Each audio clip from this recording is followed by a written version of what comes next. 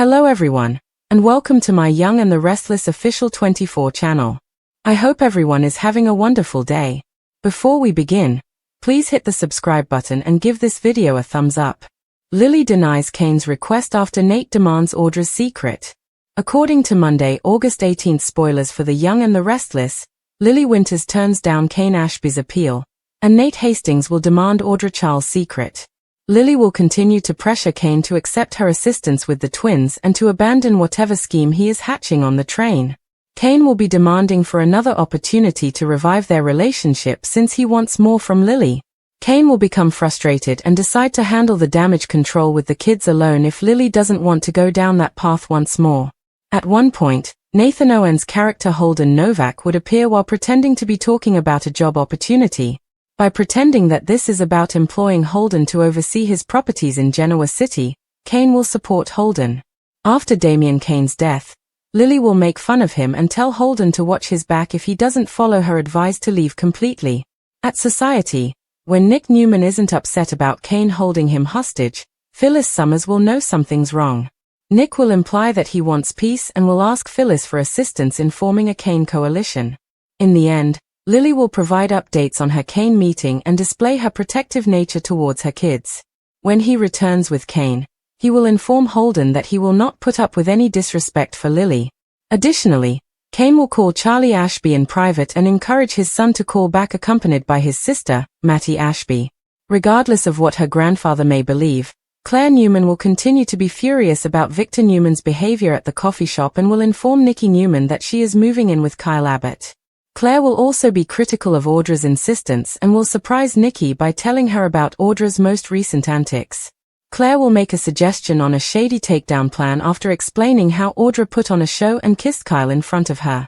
Nikki may be a little alarmed by Claire's vindictive statement, but her granddaughter will assure her that she won't go so far as to abduct or poison Audra. Showing Nate Hastings the true Audra and blowing her world away will be the only goal of this. Nate and Audra will return to town after Damien's funeral, as seen in the park on Monday's Y&R episode. Nate will return to his inquiries about Vibrante and the reason for Audra's abrupt breakup with Victor now that Damien has been set to rest. Audra will seem to have recently realized that Nate was correct and that Victor was unreliable and not someone she wanted to work with. Nate will essentially demand the rest of the narrative because he believes there is more to it than that. Audra will become increasingly defensive and upset the harder Nate presses. Audra will try to turn the tables on Nate by claiming that he is treating her like a sellout who would never part with the money. Audra will, however, behave as though this was about prioritizing her own dignity and draw comparisons to the circumstance involving Tucker McCall. Nate will also learn that Audra has already received an offer from Sally Spectra for another employment.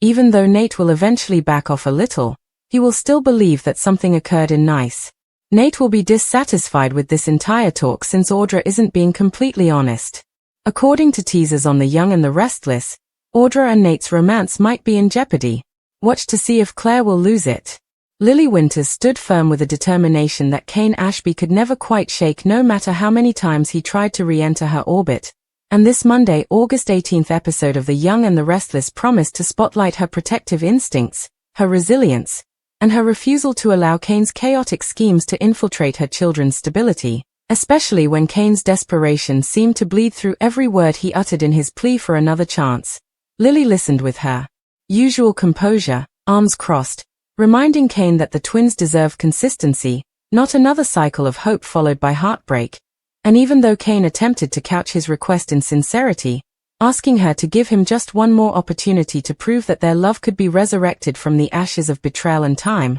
Lily denied him outright, reminding him that her decision wasn't just about her own wounded heart but about the example she wanted to set for Mattie and Charlie, about strength, boundaries, and moving forward instead of backward, which left Kane visibly shaken as he realized that the door to reconciliation was slamming shut before him. Instead of responding with humility, Kane's frustration simmered, spilling into a declaration that if Lily didn't want to support his attempts to manage damage control with the twins, then he would do it alone, claiming that he didn't need her permission or blessing to be a father and he could take on the challenge without her guidance, though deep down Lily knew Kane's approach was reactive, erratic, and rooted in his desire to prove something rather than genuinely rebuild trust. Meanwhile, Nathan Owens Holden Novak arrived on the scene, seamlessly weaving himself into Kane's narrative by pretending to discuss a legitimate job opportunity in Genoa City, with Kane quickly using the pretense of hiring Holden to oversee certain properties as a shield against Lily's scrutiny. But Lily wasn't fooled, and she made it perfectly clear with her biting sarcasm that Holden had better heed her warning if he chose to align himself with Kane's increasingly reckless agenda, going so far as to quip about Damian Kane's recent death as a grim reminder of what awaited those who underestimated her resolve, leaving Holden momentarily rattled by the intensity of her warning, even though Kane continued to insist Holden was just a business associate. Elsewhere in society, Nick Newman's simmering anger over being held hostage by Kane hadn't completely cooled, but he surprised Phyllis Summers by indicating that he wasn't interested in holding on to grudges. He wanted peace, stability, and a chance to build a coalition that could hold Kane accountable, which opened the door for Phyllis to slyly suggest ways to spin Kane's antics into a broader opportunity for control. Because if there was one thing Phyllis excelled at, it was manipulating volatile situations into leverage for her own schemes, though she mastered it in the language of teamwork as Nick pressed her for assistance in forming what he openly called a Kane coalition. Later, Lily updated those closest to her about the tense meeting she had endured with Kane, showcasing just how protective she remained of her kids as she vented her frustration at Kane's inability to separate his bruised ego from his duties as a father, and Kane, stung by her rejection, privately called Charlie Ashby to urge him to reconnect and include his sister Mattie in the conversation, trying to keep the lines of communication with his children open in a way that bypassed Lily's control, further proving how unwilling he was to accept boundaries. Across town, at Crimson Lights, Claire Newman was in no mood for her grandfather's controlling ways, still reeling from Victor Newman's recent behavior in the coffee shop, and her fury erupted in the form of a bold declaration to Nikki Newman that she had decided to move in with Kyle Abbott, a decision that raised Nikki's eyebrows and set off alarm bells since she knew how volatile Claire's emotional state could become when pushed too far. But Claire pressed on, venting about Audra Charles' incessant manipulations and recounting how Audra had staged an infuriating kiss with Kyle right in front of her, deliberately trying to provoke jealousy and mark her territory, an act that not only wounded Claire but also fueled her vengeful side, prompting her to propose to Nikki a shady takedown plan aimed squarely at exposing Audra's games for the world to see. Nikki, ever the voice of caution despite her own complicated history with vendettas, grew uneasy at Claire's vindictive tone, even asking if her granddaughter was plotting something extreme, like abduction or poisoning, but Claire assured her grandmother that she had no intention of descending into criminal madness. Her only goal was to strip away Audra's mask of sophistication and show Nate Hastings, and everyone else, the unvarnished truth about the woman's self-serving lies, which she believed would destroy Audra far more effectively than violence ever could. At the same time, Nate and Audra had returned to Genoa City following Damian's funeral, and in the quiet of the park Nate reopened the line of questioning that had been gnawing at him ever since Audra abruptly severed ties with Victor and distanced herself from Vibrante, demanding to know the real reasons behind her decisions because he wasn't buying her superficial claims about moving on or finding independence, pressing her with the conviction that there was something deeper, something in Nice that she had not confessed. Audra initially tried to placate him by acting as though she had simply realized that Victor was unreliable, an unstable partner she couldn't tether her future to. But Nate's instincts told him there was more to the story, and as his questions grew sharper, Audra's demeanor shifted into defensive outrage, accusing Nate of treating her like a mercenary who valued nothing but money, snapping that she wasn't the sellout he seemed to believe, that her choices had been about dignity and survival rather than greed, and even daring to draw parallels between her situation with Victor and the moral compromises Tucker McCall had once demanded of her. But Nate remained unconvinced. The conversation grew more tense as Audra tried to flip the script, pointing out that Sally Spectra had already approached her with a job offer, proof that she had opportunities outside of Victor's shadow. Yet Nate wasn't ready to let go, believing firmly that a missing piece of truth still lay hidden in Nice, something that could explain not just Audra's professional decisions but also the turbulence in her personal loyalties. Though Audra kept stonewalling until Nate, realizing he was reaching the point of pushing her away completely, reluctantly softened his approach while still internally dissatisfied with the dishonesty he sensed beneath her carefully chosen words. As the spoilers teased, this confrontation cast a long shadow over Nate and Audra's romance, threatening to unravel the fragile trust between them. And with Claire poised to escalate her vendetta, Lily bracing herself for more of Kane's unpredictable moves, and Nick plotting alliances against his one-time rival, the entire canvas of Genoa City was primed for another storm of betrayal, revelation, and desperate maneuvering where every secret threatened to detonate into scandal. Kane's rejection at Lily's hands festered like an open wound, and as he stalked away from their heated exchange, his thoughts turned bitter, replaying every slight, every denial, every instance where Lily had refused to forgive him or see beyond his mistakes. And in his frustration he told himself that if she wouldn't let him back in, then he would prove his worth not through begging but through action, even if those actions carried risk. So while he reached out to Charlie privately to encourage a father-son reunion and to include Matty in their conversation, his true agenda was more complicated, because Kane wanted to show Lily that he could control narratives, arrange alliances, and carve a path that did not require her permission. This mindset drove him into deeper partnership with Holden Novak, who, despite Lily's sharp warning, saw an opportunity to tie his fortunes to Kane's turbulent rise. Though Holden wasn't blind to the danger and even wondered aloud if Kane was simply grasping at ghosts, to which Kane replied that he didn't care what anyone thought as long as he got his family back on his terms. Not Lily's, yet Holden sensed that Kane's insistence sounded less like love and more like obsession, a quality that could implode quickly if left unchecked, and this tension would linger like a storm cloud over their budding alliance. Meanwhile, Lily confided in Devon Hamilton about her encounter with Kane, venting her fury at his arrogance and his refusal to accept boundaries, insisting that Kane's need for control was the very reason she had no intention of rekindling their relationship. Though Devon, always protective of his sister, advised caution because he knew Kane's persistence rarely stopped at words, hinting that she should keep an eye out for schemes that might drag the twins into unnecessary drama, and Lily, though confident in her ability to shut Kane down, couldn't help but feel the sting of truth in Devon's warning, especially when she remembered Kane's phone call to Charlie and the way Kane had always used the children as emotional leverage. Over at Society, Nick Newman mulled over his Kane coalition idea, tossing it around with Phyllis Summers, who was both intrigued and calculating, because while Nick's interest lay in curbing Kane's recklessness, Phyllis saw in it an opening to not only monitor Kane but to position herself at the center of power plays unfolding across Genoa City, so she offered her sly grin and assured Nick that she could rally support. But she also subtly planted seeds of her own agenda, whispering that alliances weren't just about keeping enemies close but also about keeping friends indebted, and Nick, distracted by his lingering guilt over recent conflicts, didn't fully register the danger of handing Phyllis that much latitude.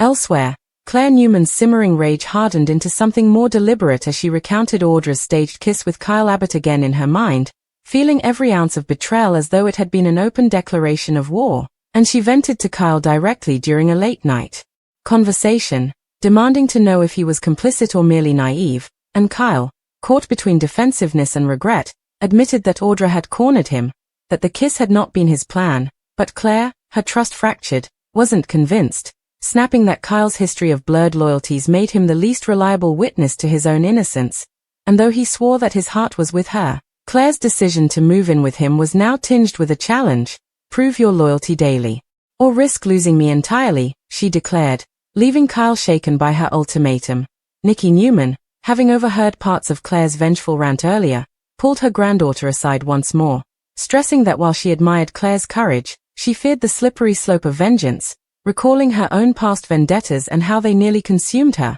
But Claire brushed it off, determined to show Audra's true face without falling into the traps of her grandmother's past mistakes, though the spark of vindictiveness in her eyes suggested that Nikki's warning might not take hold as strongly as hoped. In the park, Nate Hastings and Audra Charles reached an uneasy impasse after their heated argument, with Audra storming off in frustration but quickly circling back because part of her wanted to maintain Nate's trust even if she couldn't bear to reveal the full scope of her secrets, so she softened her tone, insisting that she wanted them to survive as a couple, that he needed to stop interrogating her like a suspect and start trusting her as a partner.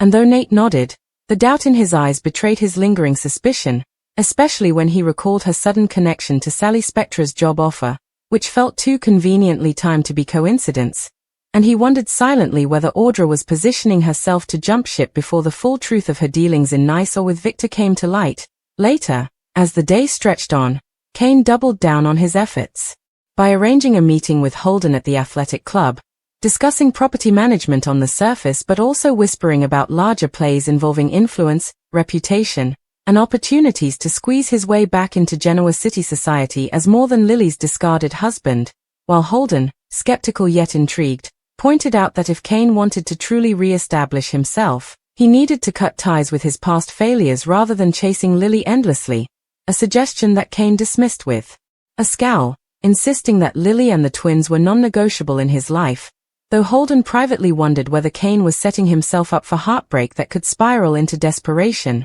Lily, still unsettled by her confrontation, decided to set firmer boundaries, telling Devon she was considering legal measures to limit Kane's ability to manipulate the twins, which Devon supported but cautioned could escalate tensions further, and Lily, though weary of constant battles, knew she might have no other choice. At Crimson Lights, Phyllis encountered Claire, noting the fire in the young woman's eyes, and in a rare moment of sincerity she warned Claire that going after Audra might backfire because Audra was a survivor who thrived in chaos, but Claire, smirking with youthful bravado, replied that perhaps chaos was exactly what she needed to expose Audra, leaving Phyllis half impressed and half worried by the steeliness of her response. As night fell over Genoa City, the threads of tension wove tighter. Kane, emboldened by Holden yet haunted by Lily's rejection, plotting his next move. Lily, resolved to shield her children at all costs. Nick and Phyllis, aligning in a coalition whose purpose might blur under Phyllis' manipulations.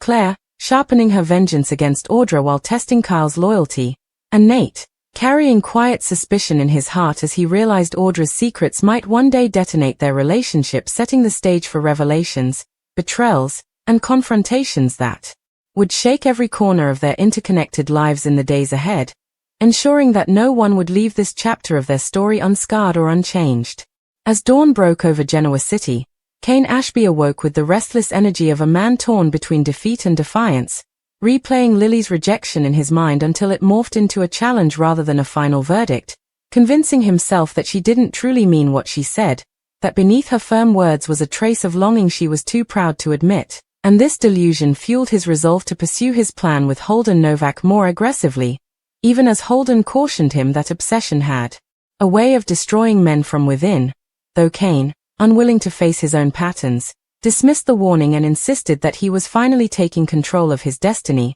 not surrendering to it. Lily, however, was far from conflicted, waking up with the clarity that she needed to double down on boundaries, determined not only to shield the twins from Kane's volatility but also to model what strength and independence looked like, especially after seeing how easily Kane could spin half-truths to manipulate their children's emotions. So she sat with Devon Hamilton over coffee and laid out her plan to pursue legal reinforcement, a protective strategy that Devon fully endorsed, promising to have his legal team discreetly draft potential filings in case Kane tried to undermine her authority. But Lily's heart still carried a quiet sadness, because no matter how much she bristled at Kane's antics, part of her mourned the man she once believed in, the husband she once defended, the father she once trusted. And it hurt to admit those days were truly gone. Meanwhile, Nate Hastings wrestled with the unease of knowing Audra Charles was still hiding something, his instincts gnawing at him like a splinter he couldn't ignore. And while Audra tried to smooth things over with charm and declarations of loyalty, Nate remained unconvinced, replaying their park confrontation in his mind and remembering the defensive glint in her eyes when he pressed about nice, suspecting that if he dug deeper he might uncover something explosive. Yet he hesitated, torn between love and suspicion, knowing that too much pressure could push her into the arms of someone like Tucker McCall or even back under Victor Newman's shadow. And so he decided to bide his time, keeping his doubts close to his chest while vowing silently to uncover the truth on his own terms. Claire Newman, in the meantime, moved into Kyle Abbott's home with the fierce energy of a woman determined to stake her claim, though the air between them was taut with tension after the Audra kiss scandal. Claire reminding Kyle at every turn that loyalty was not negotiable and that any wavering would be the death of them, and Kyle, still trying to prove his sincerity, bent over backwards to reassure her, arranging dinners, adjusting his schedule, and even blocking Audra's number from his phone. But Claire, sharp-eyed and mistrustful, caught every hesitation in his voice, every nervous glance, and though she didn't voice it aloud, her anger at Audra hadn't cooled. It had crystallized into a plan, a calculated scheme she began sketching out in a journal, one that Nikki Newman would later stumble upon and fear for its implications. Phyllis Summers, catching wind of Claire's vendetta, smirked knowingly as she told Nick Newman that Audra had finally met her match, though Nick wasn't so sure, warning that if Claire lost control, she could easily become collateral damage in Audra's ruthless games. But Phyllis waved him off, more intrigued by the possibility of chaos than afraid of it.